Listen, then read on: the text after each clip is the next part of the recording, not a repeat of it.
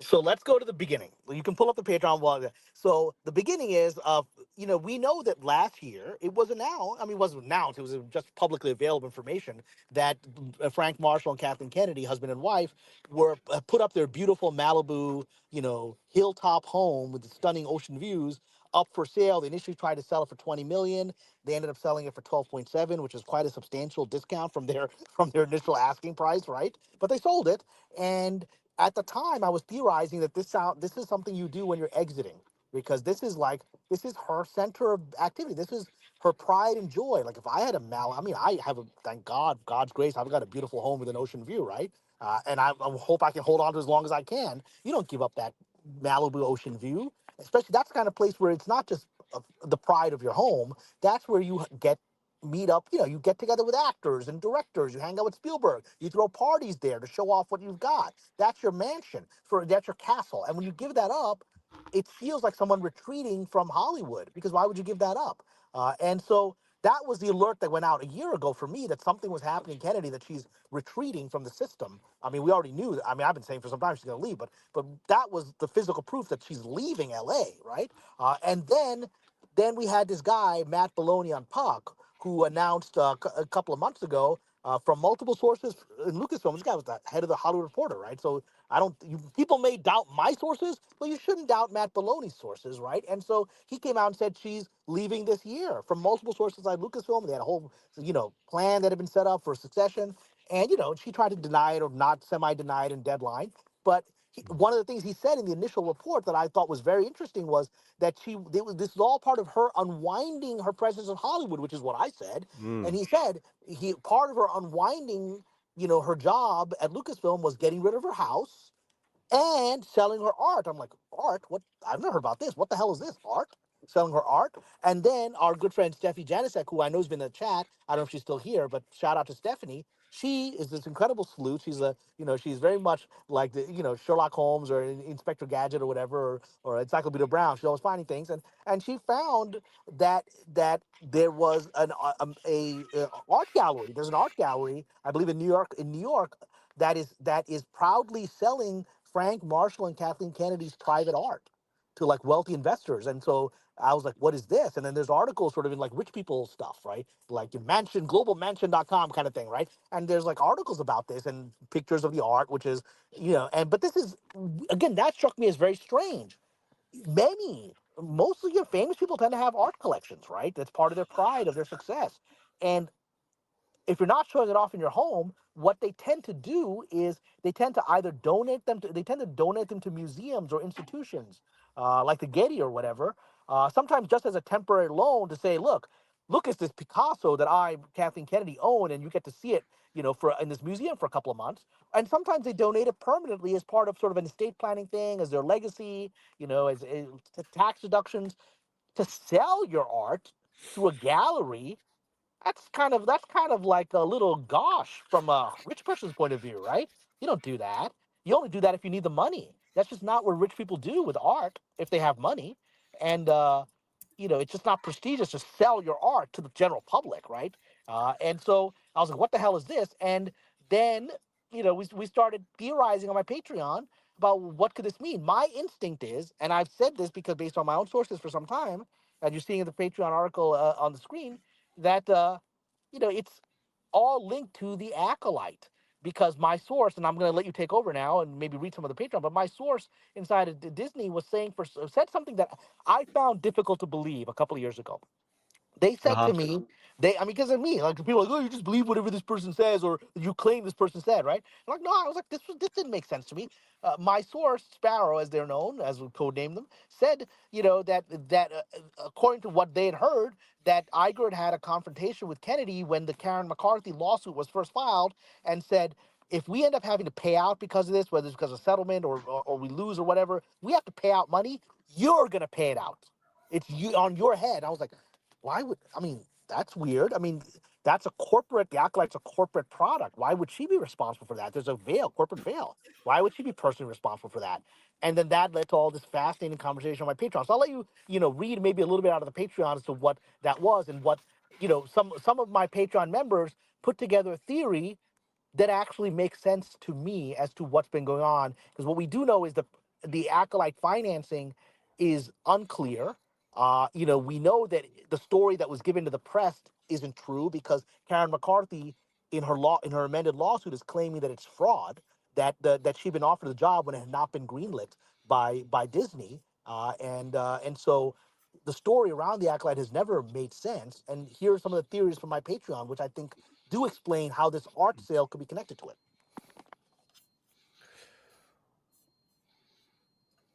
You want to jump in and maybe read some of the Patreon? Yeah, sorry about that. Yep. So I'm going to read the last 3 paragraphs here. Okay. So what is happening here? Wealthy people often donate their art to museums as gifts to further their legacy and get a tax deduction.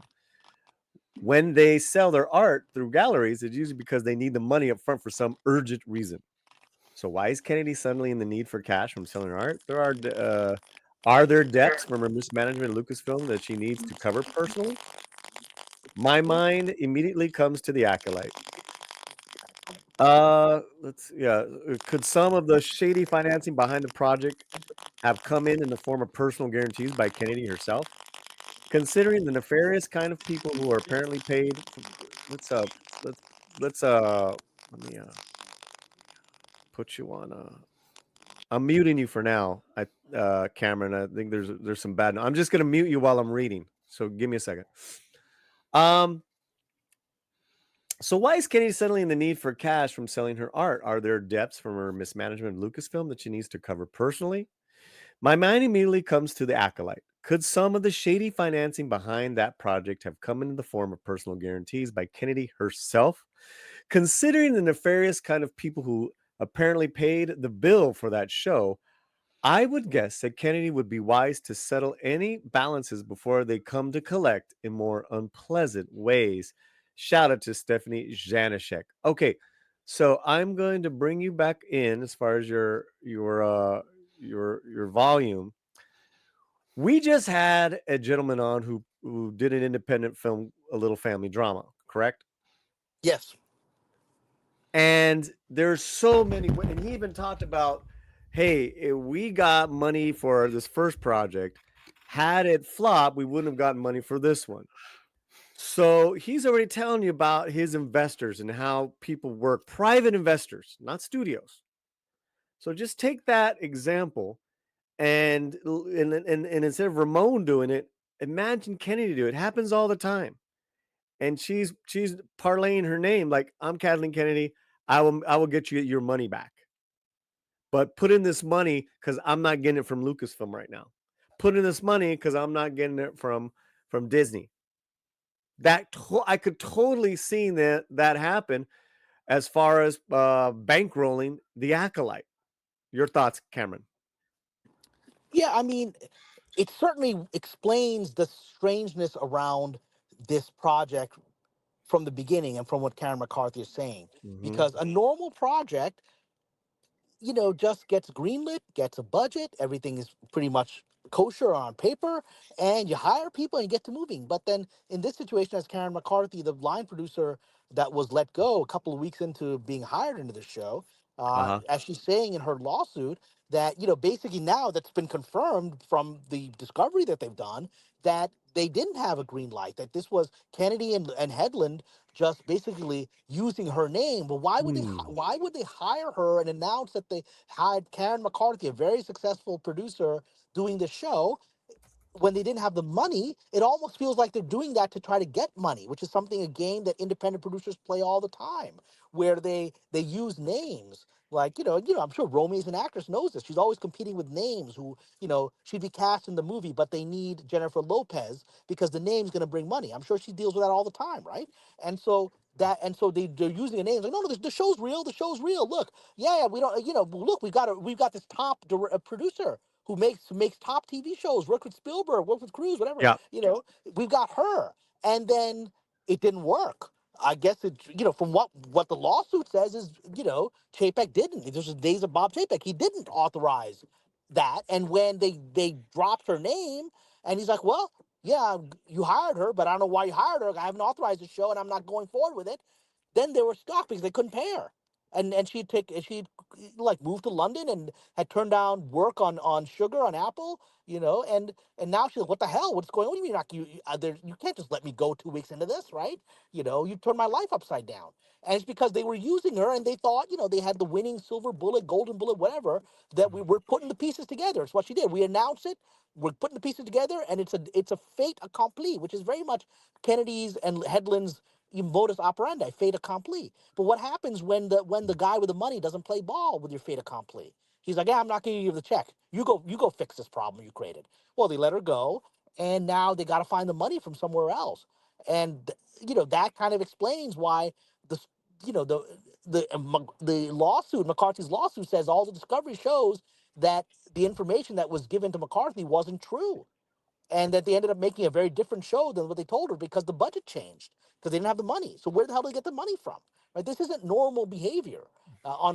As Disney doesn't give you a budget, and then you hire a line producer, and then suddenly the budget is lowered, and you let the producer go. That's not how these studios work. So it's what you do if you don't get the budget you thought you were going to get from your studio, and then you're forced to cobble it together through wealthy individuals or wealthy funds of some kind that are outside of that system, which you can do as a producer. You can do that. Even as a studio head, you can do that. And so that's apparently what she did. But the very fact that she sold her house for $8 million less, that's a distress sale. I mean, if you think your house is worth 20 million bucks, hold on to it for a couple of years until the real estate market gets back up, right? Why would you sell it 8 million bucks? That's an act of desperation. I have people on Patreon who are real estate people are like, if you sell your house at $8 million loss, that's an act of I got to get this. I need the money. I'll take whatever you give me. And then you're selling your art. That's just somebody who's cash strapped does that. So And why is she cash strapped? we are showing her art collection right now on the official. What is this, Fletcher? So this is the art gallery. Uh-huh. This is the. I'm gonna butcher this, of course. Scholzkopf. And this is the art gallery that is showing the art from Kathleen Kennedy and Frank Marshall collection. And this it was from January 17th to February 28th. And Mhm. what you're seeing is the pieces that they have for sale and exhibition, as it says, from the Kathleen Kennedy Frank Marshall exhibit. Mm. And you can see like some of the pieces there. I mean, it's a Um, beautiful art. and Some cool stuff. I they like it. still have some, like you can see right here. If you see Inquire, if you see Mhm. right there. Yep. So that means that that piece is still for sale. There are some pieces that were sold, like this one. Oh, wow. Was from 1887. Oh, That that's the one's sold, artist. That's right? 1942. Right. Wow. But if you see this one, like this Mike Nelson, it's still Inquire. If you Mhm. see this one, this Jacques Schneider, still Inquire. Okay. Um, Georgia Eglin, which I'm sure is going to cost a pretty penny. It's still Wow. Inquire, so there's still some of these have sold already, as you can see, sold on this one. And this was a signed copy. Um, and I guess these are signed copy. They must have bought it as a collection. Yeah. Um, so these are sold.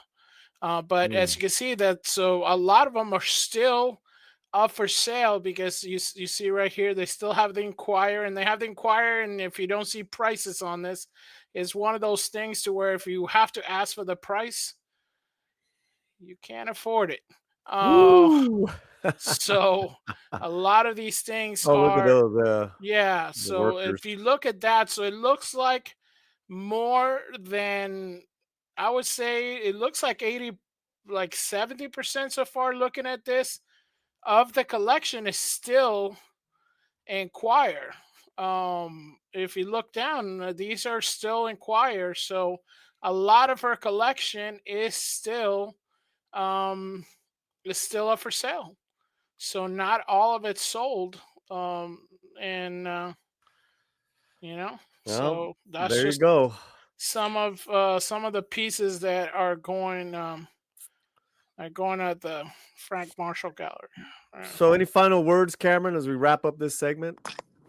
No, I mean, I just think that people should ask questions because this isn't normal. None of this is normal. It isn't Mhm. normal for one of the most successful producers in Hollywood history, which she is, whether you want to credit her for that or Frank Marshall. She certainly has her name on some of the biggest movies of all time, lots of them, right? And it's strange to have one of the most successful producers in history selling their house in a fire sale and selling their art and like looking like they're trying to get out of Dodge. Something doesn't add up. Again, people just have to ask questions. That's not normal behavior for rich people.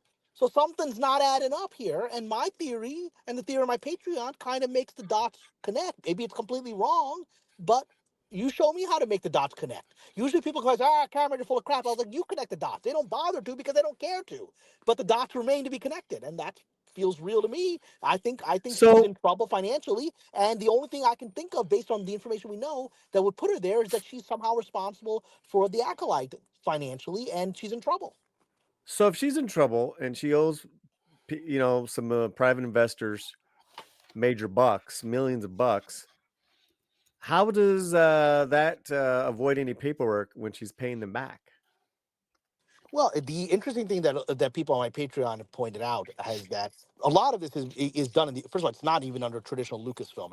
It's in the UK, right? So Mhm. one of the ways that you do that is you create shell companies that finance each other, and so it becomes very hard to trace where the money that eventually went into the actual production under the official whatever Blue Stockings, whatever the hell it was, that was the official production company in UK Mhm. for the Acolyte. You know, you do accounting games. If Hollywood is master of accounting games, they're the people that could run shell games so that they could tell Peter Jackson that Lord of the Rings trilogy made a loss because they didn't want to give him his profit share, right? And they showed all the numbers to prove that that was true, and he had to go to court because he knew that was a lie. But all the numbers showed it was true that Lord of the Rings was a box office failure. That's what the accounting sheet said. That's how this works.